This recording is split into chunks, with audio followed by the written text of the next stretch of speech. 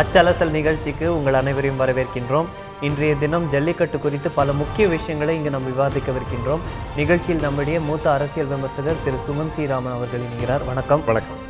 அவசர சட்டம் இது எல்லாருடைய ஒரு முக்கிய கோரிக்கையாக இருந்தது. அதுக்கான ஆரம்ப வேலைகள் ஆரம்பிச்சாச்சுன்னு பார்க்குறோம்.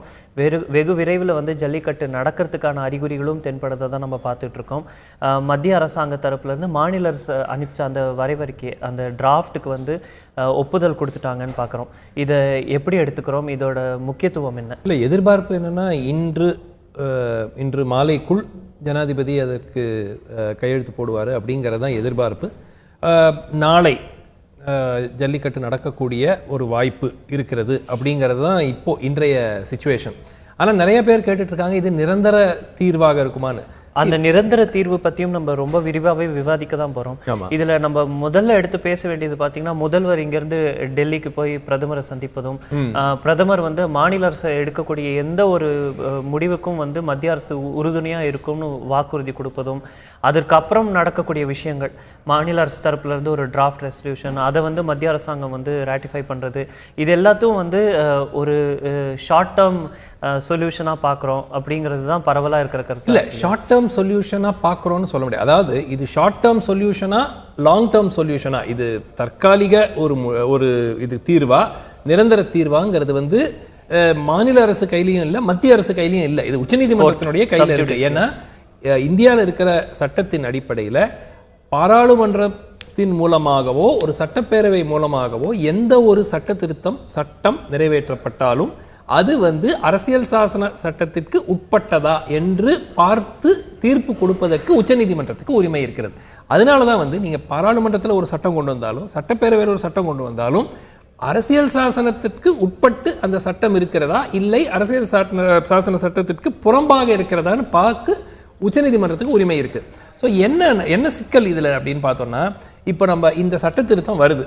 இப்போ உச்சநீதிமன்றமும் என்ன ஒத்துக்கிட்டு இருக்காங்கன்னா, இந்த ஒரு வாரத்துக்கு அந்த தீர்ப்பு அந்த ஒரிஜினல் கேஸில் இருக்கிற தீர்ப்பை நம்ம கொடுக்க போறது இல்லை அப்படின்னு அவங்க ஒத்துக்கிட்டு இருக்காங்க, மத்திய அரசினுடைய வேண்டுகோளை ஏற்று. ஸோ அடிப்படையாக என்ன பார்க்குறோன்னா, இப்போ இன்னைக்கு ஜனாதிபதி கையெழுத்து போட்ட பிறகு இந்த சட்டம் நடைமுறைக்கு வந்துவிடும்.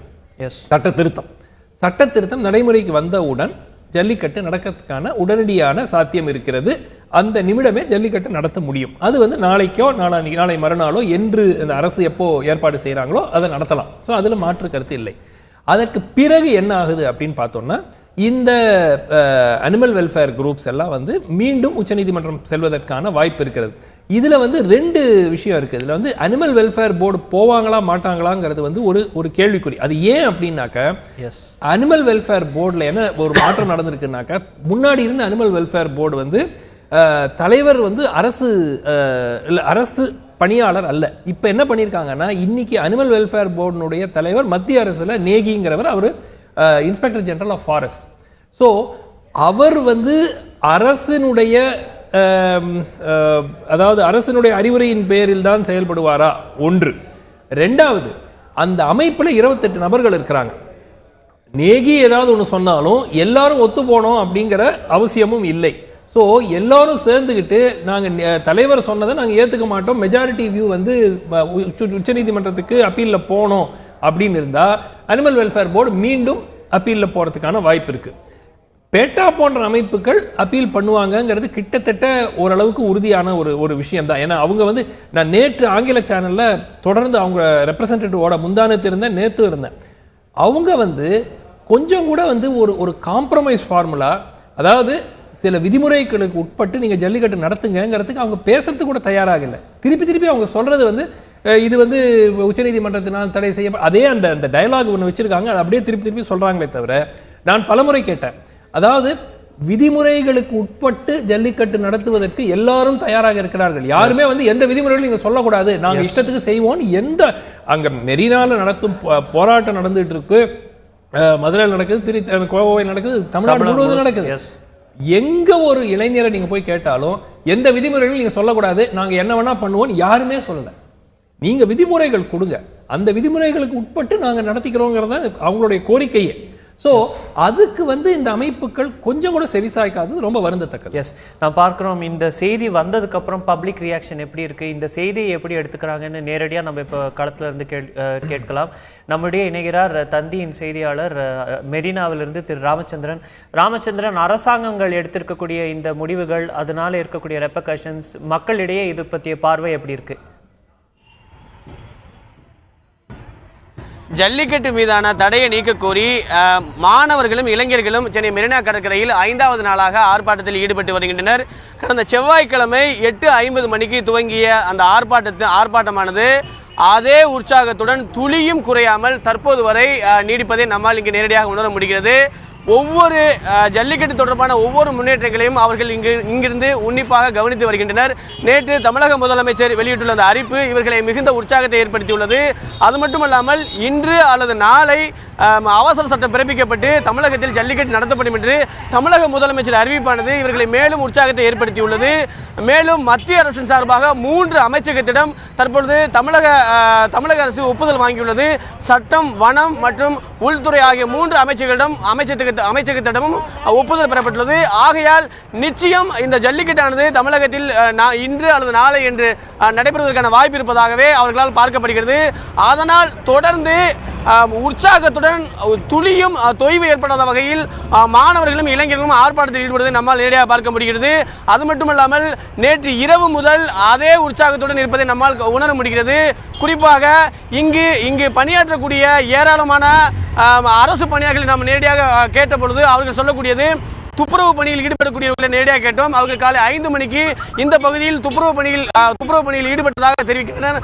அவர்கள் முழுமையாக மெரினாவில் சேரக்கூடிய அந்த துப்புரவு பொருட்கள் அனைத்துமே அவர்களாகவே ஒழுங்குபடுத்தி தங்களுக்கு மிகவும் உதவியாக இருப்பதாகவே தெரிவிக்கின்றனர்.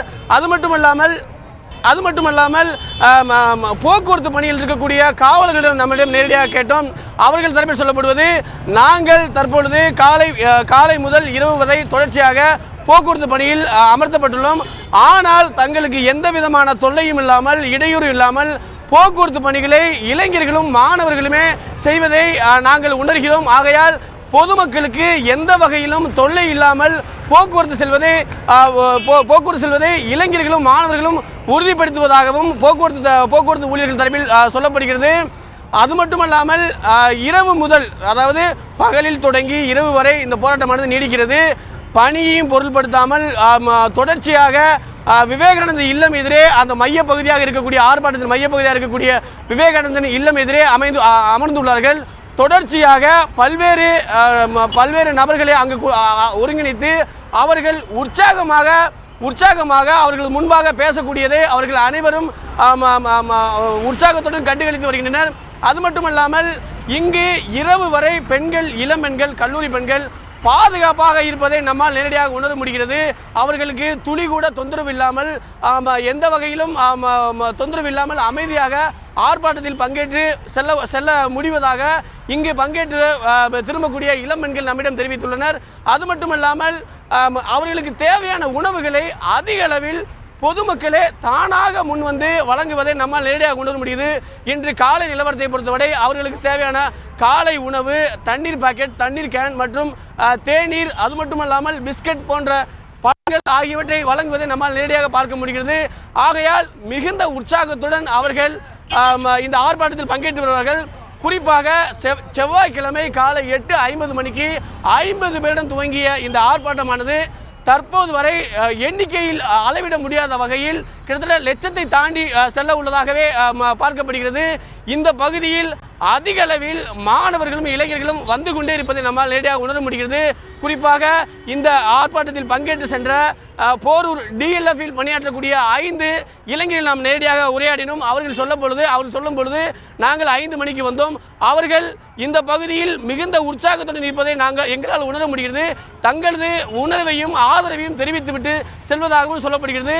குறிப்பாக இந்த மெரினா கடற்கரை சாலை ஒரு பிரதான சாலையாக பார்க்கப்படுகிறது. இந்த சாலையில் அதிகமான எண்ணிக்கையில் இருசக்கர வாகனங்கள் நிறுத்தப்பட்டிருப்பதை நம்மால் உணர முடிகிறது. அனைத்து இருசக்கர வாகனத்திலும் இளைஞர்களும் இளம் பெண்களும் வந்து இந்த ஆர்ப்பாட்டத்தை அவர்கள் நேரடியாக ஆதரவு தெரிவித்து வருகின்றனர்.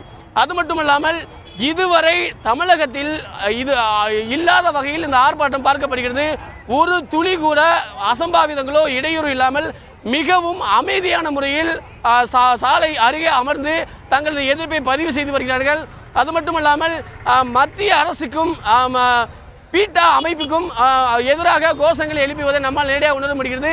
மேலும் அவர்கள் உடம்பில் பல்வேறு காளைகள் போன்ற வரைபடங்களை வரைந்திருப்பதை நம்மால் உணர முடிகிறது. மத்திய அரசுக்கும் பீட்டா அமைப்புக்கும் எதிரான வாசகங்களே அதிக அளவில் கையில் பதாகைகளாக வைத்திருப்பதை நம்மால் உணர முடிகிறது. இங்கு அதிக எண்ணிக்கையில் காவலர்கள் பணியில் அமர்த்தப்பட்டிருந்தாலும் அவர்களுக்கும் எந்த தொந்தரவும் இல்லாமல் எந்த இடையூறும் இல்லாமல் அமைதியான முறையில் தங்கள் எதிர்ப்புகளை பதிவு செய்து தொடர்ச்சியாக இளைஞர்களும் மாணவர்களும் ஆர்ப்பாட்டத்தில் பங்கேற்று வருகிறார்கள். ஆகையால் எங்களுக்கு தற்போது தமிழக அரசோடு எடுத்துக்கூடிய அனைத்து நடவடிக்கைகளையும் உன்னிப்பாக கவனித்து வருவதாகவும் விரைவில் நிரந்தரமாக தமிழகத்தில் பொங்கல் பண்டிகைக்கு முன்பாகவும் பொங்கல் பண்டிகை என்றும் பொங்கல் பண்டிகைக்கு பிறகும் தமிழகத்தில் நிரந்தரமாக ஜல்லிக்கட்டு போட்டி நடத்தப்பட வேண்டும் என்பது இவர்களது பிரதான கோரிக்கையாக உள்ளது. மேலும் அரசியல் கட்சி தலைவர்களே இவர்களே வரக்கூடாது என்பது திட்டவட்டமாக செவ்வாய்க்கிழமையே அறிவித்துள்ளார்கள். அது மட்டுமல்லாமல் அவர்கள் தரப்பிலிருந்து கொடுக்கப்பட்டாலும் உணவோ உதவிகளையோ முழுமையாக மறுக்கின்றனர். மேலும் வெளிநாட்டைச் சேர்ந்த குளிர்பானங்களான பெப்சி, கோக்கு போன்ற குளிர்பானங்களையும் அவர்கள் பயன்படுத்துவது இல்லை என்ற ஒரு முடிவையும் எடுத்துள்ளார்கள். ஆகையால் அதுபோன்ற குளிர்பானங்களை வழங்கினாலும் இங்கிருக்கக்கூடிய மாணவர்களும் இளைஞர்களும் அதை வாங்கி பயன்படுத்துவதில்லை. பொதுமக்கள் தானாக முன்வந்து கொடுக்கக்கூடிய உணவுப் பொட்டலங்கள், குடிநீர் பாக்கெட், தண்ணீர் போன்றவற்றை வாங்கி பருகக்கூடிய ஒரு நிலை உள்ளது. ஆகையால் தொடர்ச்சியாக அந்த இடத்தில் அமர்ந்து அவர்கள் அதே உற்சாகத்துடனும் தங்களுக்கு ஜல்லிக்கட்டு நடத்த வேண்டும், ஜல்லிக்கட்டு மீதான தடையை உடனடியாக நீக்க வேண்டும், பீட்டா அமைப்பை தடை செய்ய வேண்டும் என்ற உற்சாகத்துடன் அவர்கள் இருப்பதை நம்மால் உணர முடிகிறது.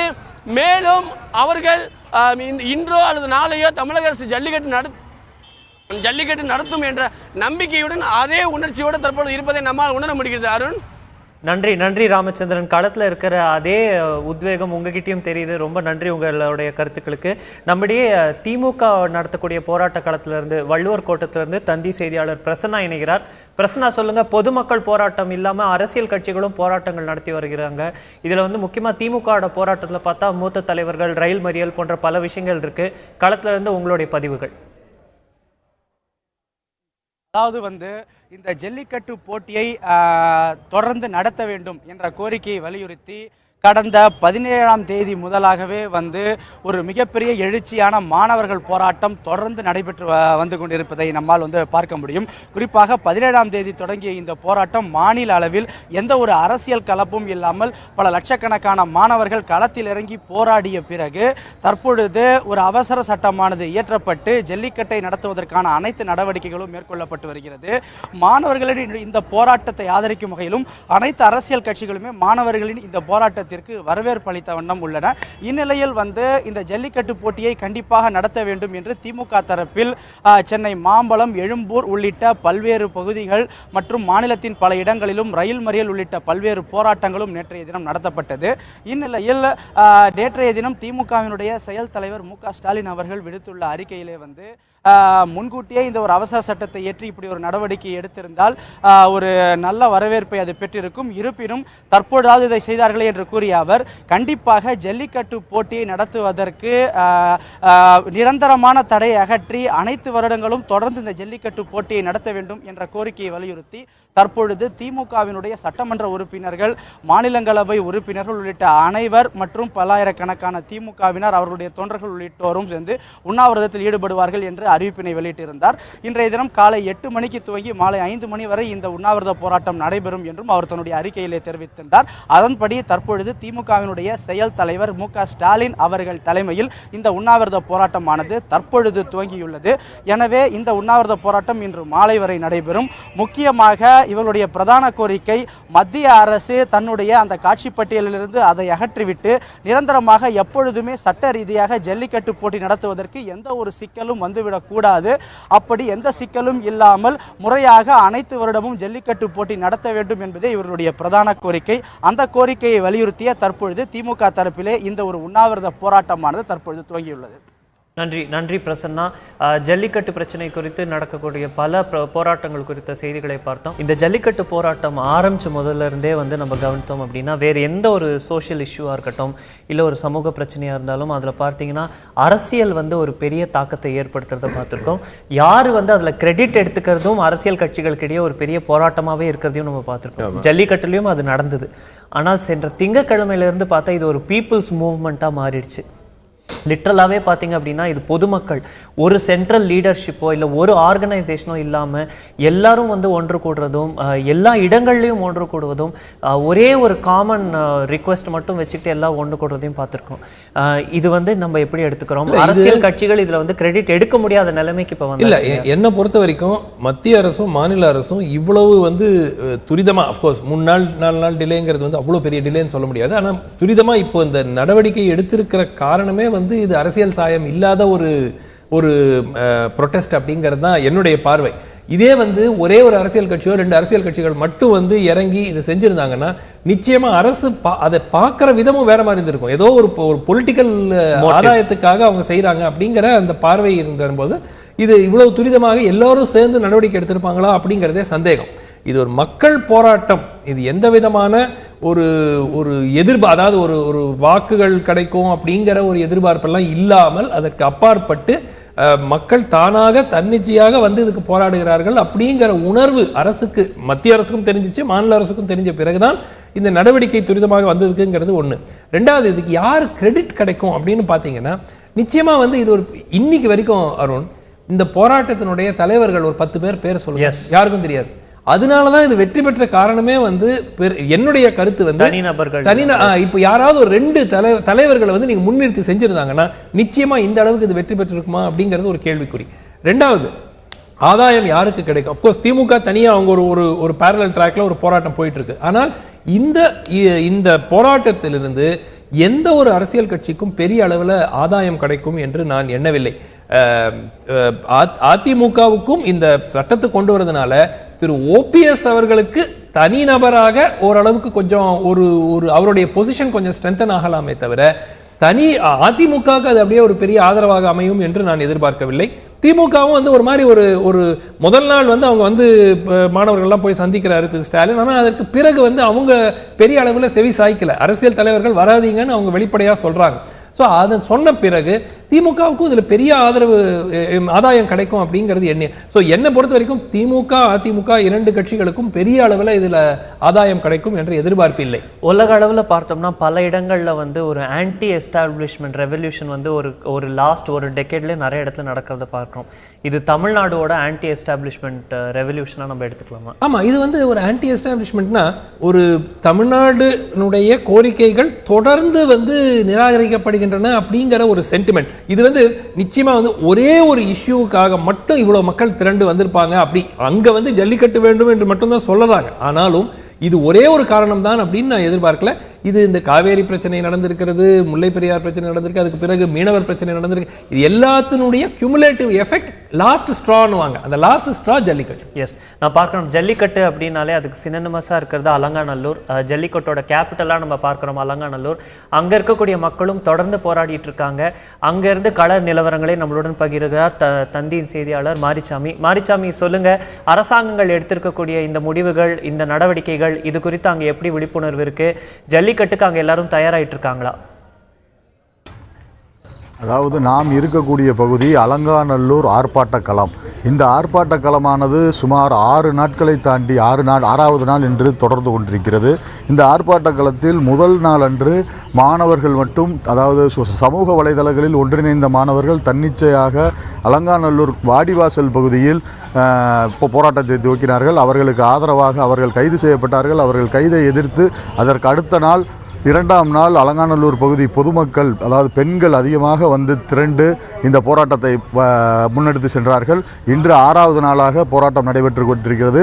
இந்த போராட்டம் இன்று மௌன போராட்டமாக அறிவிக்கப்பட்டுள்ளது. அதாவது நேற்று வரை கோஷங்கள் மத்திய அரசை கண்டித்து, மாநில அரசை கண்டித்து, மாநில அரசை கண்டித்து கோஷங்கள் எழுப்பப்பட்டு கொண்டிருந்தது. இன்று மௌன போராட்டமாக கடைபிடிக்கப்பட்டு வருகிறது. 6 நாட்களும் இவர்களுக்கு, அதாவது இங்கே இந்த பகுதியில் பிற மாவட்டங்கள், தமிழகத்தில் உள்ள அனைத்து மாவட்டங்கள், சென்னை, திருவள்ளூர், திருச்சி, திண்டுக்கல், சேலம், ஆத்தூர், ஈரோடு, கோவை, நாகப்பட்டினம், திருநெல்வேலி, நாகர்கோவில் உள்ளிட்ட அனைத்து மாவட்டங்களைச் சேர்ந்த மாணவர்களும் ஒன்றிணைந்து போராடி வருகிறார்கள். அவர்களுக்கு ஆதரவாக இந்த பகுதியில் உள்ள இளைஞர்களும், இந்த பகுதியில் உள்ள பொதுமக்களும், பெண்கள் அதிகமாக இந்த போராட்டத்தில் கலந்து கொள்கிறார்கள்.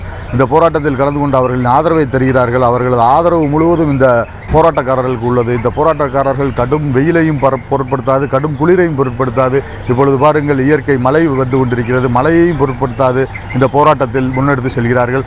இன்று இவர்கள் அறிவித்துள்ள இந்த மௌன போராட்டமானது மத்திய அரசு, இவர்கள் ஒரே ஒரு கோரிக்கையை வைக்கிறார்கள். மத்திய அரசு ஜல்லிக்கட்டு நடத்துவதற்கு நிரந்தரமான தீர்வு அளிக்க வேண்டும், நிரந்தரமான அனுமதி அளிக்க வேண்டும். அந்த நிரந்தரமான அனுமதியை அளிப்பதற்காகத்தான் இன்று மத்திய அரசின் மௌனத்தை கலைப்பதற்காக இந்த மௌன போராட்டம் என தெரிவித்து வருகிறார்கள். மேலும் இவர்கள் கூறியது, அதாவது தமிழக அரசின் முதலமைச்சர் டெல்லியிலிருந்து ஒரு அறிவிப்பு வெளியிட்டார். மாணவர்கள், இளைஞர்கள் தங்கள் போராட்டங்களை கைவிட வேண்டும். ஓரிரு நாட்களில் ஜல்லிக்கட்டுக்கு தடை நீங்குவதற்கு அவசர சட்டம் பிறப்பிக்கப்படும். அதனைத் தொடர்ந்து ஜல்லிக்கட்டு நடத்தப்படும் எனவும் அறிவித்தார். ஆனாலும் எங்களுக்கு ஜல்லிக்கட்டுக்கான நிரந்தர தீர்வு, நிரந்தர அனுமதி வேண்டும் என்ற ஒரே காரணத்தை கொண்டு இவர்கள் இந்த பகுதியில் போராட்டத்தை நடத்தி வருகிறார்கள். இப்போது பார்த்தோமானால் மக்கள் வர துவங்கியுள்ளனர். போராட்டக்காரர்கள் இந்த இடத்திலேயே இரவு முழுவதும் இருந்து 6வது நாளான இன்று வரை இந்த இடத்திலேயே இருந்து இந்த இடத்திலேயே உணவு உண்டு தங்கள் போராட்டத்தை நடத்தி வருகிறார்கள்.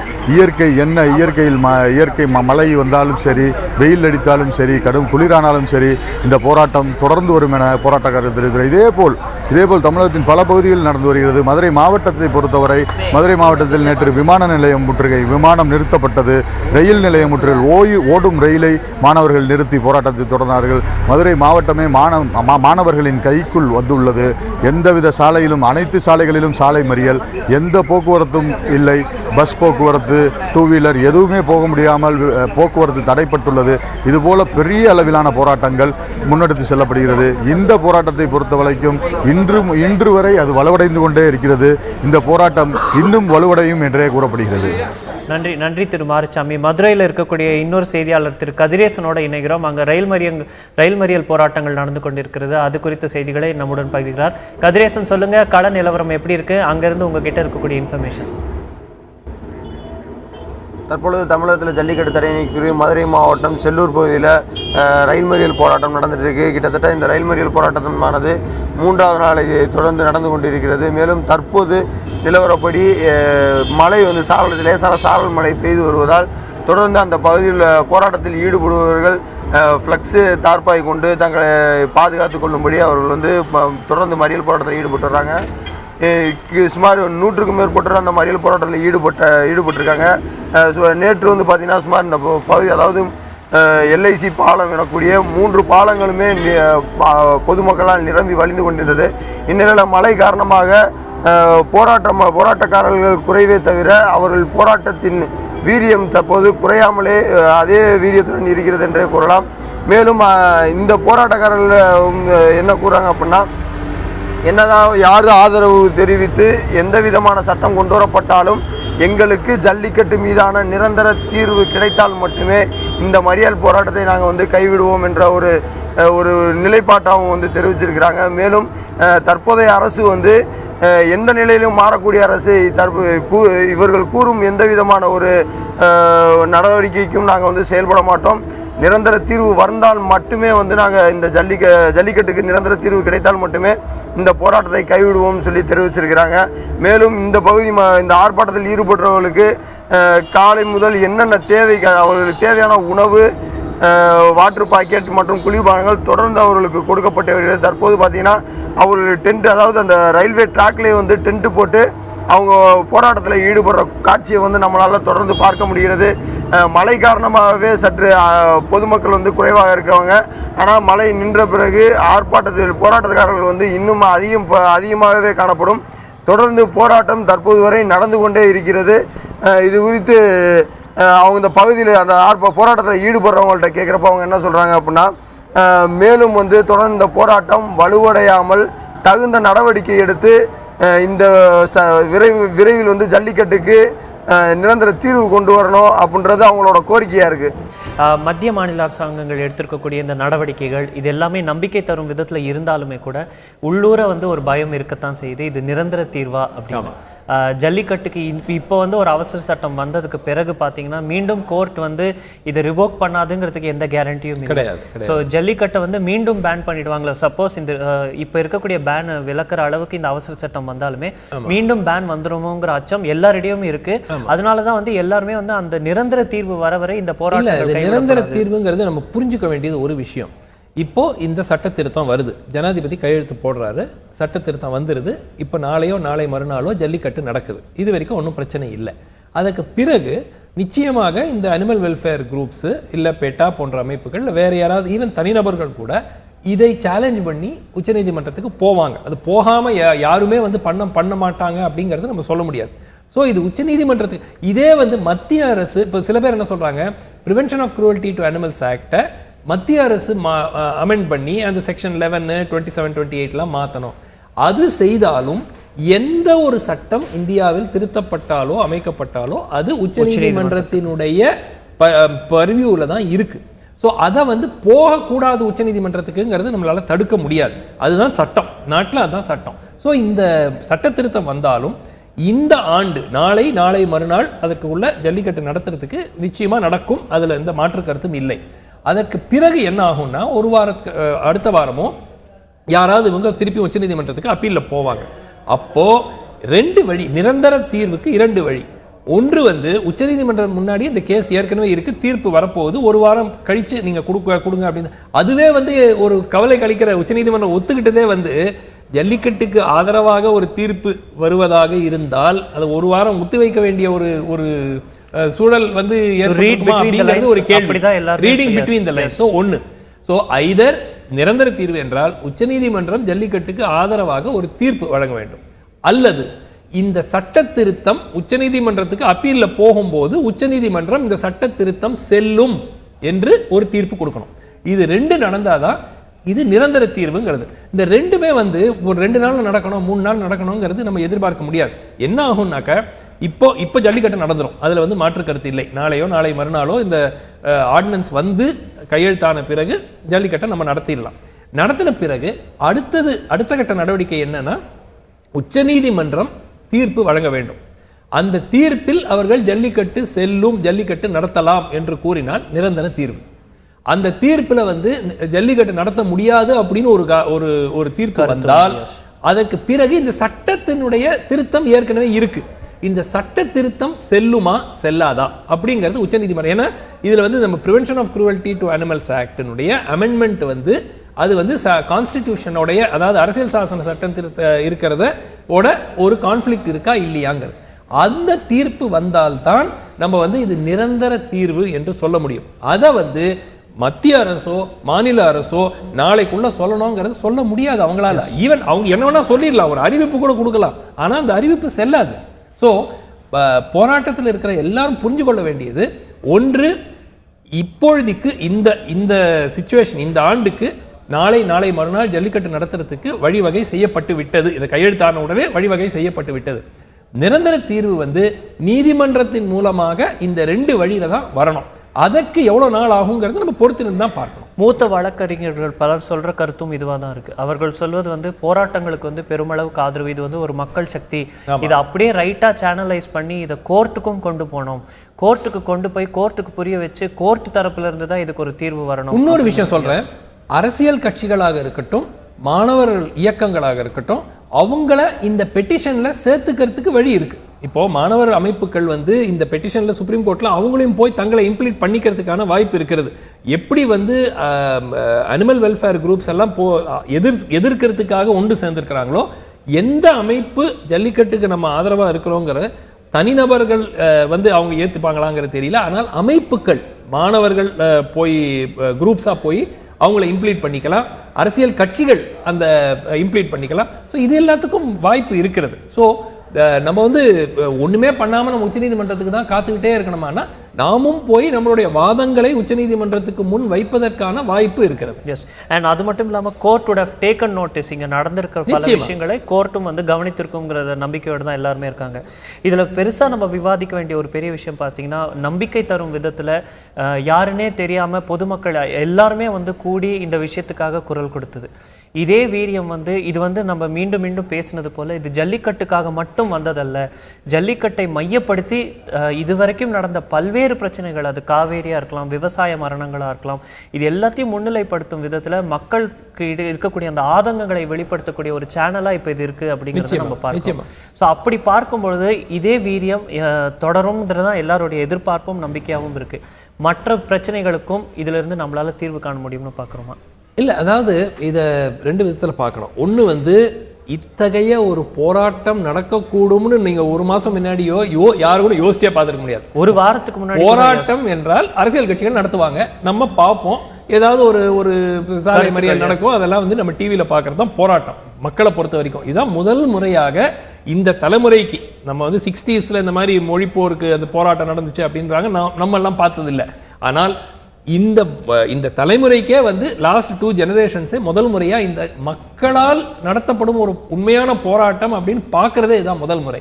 ஸோ இது வந்து நமக்கு மக்களுக்கு புரிந்திருது, இந்த மாதிரி செய்தால் அரசை செவிசாய்க்க வைக்க முடியும், நியாயமான ஒரு கோரிக்கைக்கு அரசை செவிசாய்க்க வைக்க முடியும். இந்த மாதிரி ஒரு போராட்டம் ஜனநாயகத்துல அமைதியாக நடத்தப்படும் ஒரு போராட்டம், எந்த ஒரு அரசியல் கட்சிகளும் அரசியல் இயக்கத்தையும் முன் வைக்காமல் நடத்தப்படும் போராட்டம், அதற்கு அரசு செவிசாய்க்கும் அப்படிங்கிறது முதல் முறையா இப்ப எஸ்டாப்ளிஷ் ஆயிருக்கு. இதை எப்படி அடுத்த கட்டத்துக்கு கொண்டு போகணும்? ஏன்னா உங்களுக்கு ஒரு காசை வந்து எடுத்துக்கிட்டு அதை வந்து எப்படி முன்னிறுத்துறாங்கிறத பொறுத்து தான். அதே சமயம் நம்ம ஒவ்வொரு இஷ்யூக்கும் வந்து நம்ம ஒரு மாதத்துக்கு ஒரு முறை இந்த மாதிரி ஒரு போராட்டம் நடக்குங்கிறது நம்ம எதிர்பார்க்க முடியாது. எஸ், நம்ம இதுல இன்னொன்று கவனிக்க வேண்டிய ஒரு விஷயம் பார்த்தீங்கன்னா, டிசிப்ளின்டா நடக்கக்கூடிய ஒரு போராட்டம், பெண்கள் பாதுகாப்பா இருக்கலாம், இல்ல போராட்டங்கள் நடக்கக்கூடிய இடங்கள்ல இருக்கக்கூடிய சுத்தம் சுகாதாரமா இருக்கலாம், அங்கே குப்பை சேராம அங்க வண்டி பார்க் பண்றதுல இருந்து டிராபிக் ரெகுலேஷன் இருந்து இது எல்லாத்தையுமே வந்து எல்லாரும் வாலண்டரியா பண்ணிட்டு இருக்கிறதையும் பார்க்கிறோம். இந்த ஒரு மூட நம்ம எப்படி எடுத்துக்கிறோம்? இல்ல, நிச்சயமா. இன்ஃபேக்ட் இந்த அமைதியாக இந்த போராட்டம் நடத்தப்படுறதுனால்தான் வந்து மிக முக்கிய காரணம் வந்து இப்ப காவல்துறை, நீங்க பாத்தீங்கன்னா போட்டோஸ் எல்லாம் பார்த்திருப்பீங்க, காவல்துறையினரே சில பேர் வந்து இப்ப அந்த ஆர்ப்பாட்டக்காரர்களுக்கு அந்த போராட்டம் நடத்திட்டு இருக்கிறவங்க கிட்ட தண்ணி கொடுக்கறது, அந்த இது உணவு கொடுக்கறது எல்லாம் நம்ம பார்த்திருக்கோம். அந்த இமேஜ் இங்க இருந்தா கேரளால இருந்தா ஒரு டிபேட் வேற இல்ல, அந்த ஒரு இமேஜ் நான் சொல்ல, மத்த போட்டோஸ் இல்ல. இன்ஃபேக்ட் நான் மெரினா பலமுறை போயிருந்தேன், போய் அங்க அந்த களத்துல இருக்கும்போது கூட காவல்துறையினர் வந்து இவர் அங்க இருக்கிற போராட்ட நடத்துவங்களை வந்து எதிரிகளாகவே பார்க்கல. ஸோ அவங்க தம்பி கொஞ்சம் அந்த ஏரியாக்குள்ள இருந்துக்கங்க, இங்க ரொம்ப ப்ராப்ளம் வராது, பிரச்சனை இல்லாமல் இதை நடத்துங்கிறதா சொல்றாங்களே தவிர அவங்க காவல்துறை வந்து ரொம்ப கடுமையான ஒரு நிலைப்பாடே அவங்க எடுத்துக்கல. இந்த பர்டிகுலர் கேஸ்ல அதுக்கு ஒரு காரணம் வந்து இதனுடைய அரசியல் சாயம் இல்லாததான் அப்படிங்கிறது தான் இன்னொரு கருத்து. ஏன்னா இது வந்து ஒரு பொலிட்டிக்கல் பார்ட்டி நடத்திய ப்ரொட்டஸ்டாக இருந்தால் நிச்சயமாக இந்த அளவுக்கு வளர்றதுக்கான வாய்ப்பே கிடையாது. அது டோட்டலி ஏபொலிட்டிக்கல். அந்த டிசிஷன் எடுத்தாங்க பாருங்க மாணவர்கள், முதல் நாள் அரசியல் கட்சிகள் வராதீங்கன்னு சொன்னாங்க பாருங்க, அதுதான் வந்து மிகப்பெரிய இந்த போராட்டத்தினுடைய வெற்றி, இதனுடைய வளர்ச்சி. நீங்க ஒரு 4 கட்சிகள் உள்ள போயிருந்தாங்கன்னு வச்சுக்கோங்க, நிச்சயமா வந்து பொதுமக்கள் இந்த மாதிரி வந்தே இருக்க மாட்டாங்க. அதுக்கு பிறகு அதுதான் நம்மளுடைய ஒரு பாயிண்ட் ஆஃப் டிஸ்கஷனாகவும் இருக்கு. திங்கட்கிழமையும் சரி செவ்வாய்க்கிழமையும் சரி அங்கே அன்றைய தினம் போராட்டத்தில் ஆயிரக்கணக்கானோர் இருந்தாங்க, இன்னைக்கு வந்து லட்சக்கணக்கானோர் இருக்காங்க. இது ஒரு இடத்துல ஆரம்பிக்குது, மெரினாவை மையப்படுத்தி ஆரம்பித்தாலுமே கூட இன்னைக்கு தமிழகம் முழுக்க இது விரிவடைஞ்சிருக்கு. இதற்கு மீண்டும் நம்ம பார்க்கக்கூடிய காரணம், ஒரு தனிநபரையோ ஒரு ஆர்கனைசேஷனையோ வந்து யாருமே முன்னிலைப்படுத்தாமல் அந்த காசை மட்டுமே முன்னிலைப்படுத்துறதுனால தான் இப்படி ஒரு சமூக எழுச்சி. நிறைய ஹவுஸ் ஒய்ஃப்ஸ் பெண்கள் வந்து எவ்வளவு பேர் வந்து போராட்டத்திலேயே லைஃப்ல அவங்க கலந்து கொள்ளாத மக்கள், அவங்க போராட்டமெல்லாம் ஐயோ இதெல்லாம் நமக்கு கிடையாது அப்படிங்கிற நினைப்புல இருந்த மக்கள் வந்து இதற்கு முன்னிறுத்தி அவங்க நேற்று என் நண்பர் ஒருத்தர் ஃபோன் பண்ணி, சார் நான் வந்து ரொம்ப கூட்டமாக இருக்கும் வேணாம் சார்ன்னு சொல்லிட்டு இருக்கேன், எங்கள் ஒய்ஃப் சொல்கிறாங்க கட்டாயம் போனோம், என்னங்க இப்படி இருக்கிறீங்கன்னு என்ன திட்டுறாங்க அப்படின்னு சொல்லி 2 பேரும் நேற்று ஈவினிங் மெரினாக்கு போயிருக்கிறாங்க. அதாவது அவங்க மிடில் ஏஜ், அதாவது ரொம்ப ஒரு இளைஞர்கள்னு கூட கிடையாது, அவருக்கு 55 வயசு ஆகுது, அந்த அம்மாவுக்கு ஒரு 50 வயசு இருக்கும். அவங்க சொல்லி இவரை கட்டாயப்படுத்தி அவங்க கூட்டு போறாங்க, ஏங்க உங்களுக்கு உணர்வு இல்லையா நீங்களும் வரணும் அப்படின்னு சொல்லிட்டு. இது வந்து ஒரு அரசியல் கட்சி நடத்தின போராட்டத்தில் நிச்சயமா நடந்திருக்காது. நாம் பார்க்கிறோம் வெயில், மழை, நல்ல பனி பொழியுது, இது எல்லாத்தையும் பொருட்படுத்தாமல் எல்லாருமே அங்கே எத்தனையோ அசௌகரியங்கள் இருக்கலாம், ஆனால் இந்த காசுக்காக எல்லாரும் வந்திருக்கிறத பார்க்கிறோம். அந்த ஸ்பிரிட்டுக்கு நம்ம எல்லாரும் தலை வணங்குகிறோம். இதுக்கான நிரந்தர தீர்வு எப்பொழுது ஏற்படும் என்ற ஆதங்கமும் எல்லாரோடையும் இருக்கிறத பார்க்கிறோம். இது தவிர பல்வேறு முக்கிய செய்திகள் நாட்டளவிலும் சரி, சர்வதேச அரங்கிலும் சரி, டொனால்ட் ட்ரம்ப் புதிய பிரசிடென்ட் ஆயிருக்காரு போன்ற பல செய்திகள் இருந்தாலும் ஜல்லிக்கட்டுக்கு மட்டுமே முக்கியத்துவம் கொடுக்கப்பட்டு இங்கு விவாதம் நடந்திருக்கிறது. நிகழ்ச்சியில் கலந்து கொண்டு அவர் கருத்துக்களை பகிர்ந்து கொண்ட திரு சுமந்த் ராமன் அவர்களுக்கு நன்றி. பார்த்த உங்கள் அனைவருக்கும் நன்றி. இன்றைய நாள் பொழுதுல நடக்கக்கூடிய பல்வேறு முக்கிய விஷயங்களை நாளை இதே செய்தி அரங்கிலிருந்து விவாதிப்போம். தொடர்ந்து இணைந்திருங்கள். வணக்கம்.